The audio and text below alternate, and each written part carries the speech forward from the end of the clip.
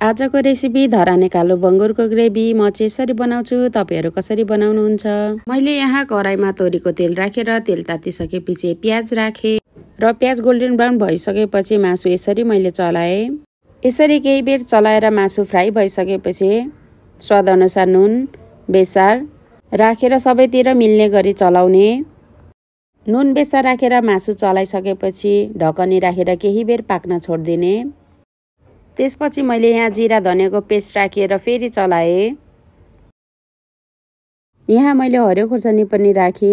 त्यसपछि अदुवा लसुनको पेस्ट राखेर सबैलाई राम्रोसँग चलाए र मैले यहाँ रातो खुर्सानीको धुलो पनि लिएको छु।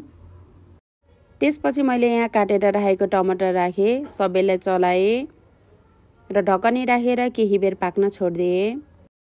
अब यसरी केही बेर पकाइसकेपछि ग्रेभीको लागि मैले यहाँ थोरै मात्रामा पानी लिए र राम्रोसँग चलाए।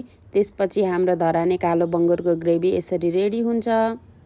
तपाईहरु कसरी बनाउनुहुन्छ? म चाहिँ यसरी बनाउँछु। मैले जस्तै तपाईहरु पनि धराने कालो बङ्गुरको ग्रेभी यसरी नै बनाउन सक्नुहुनेछ। एकपटक ट्राई गर्नुहोला।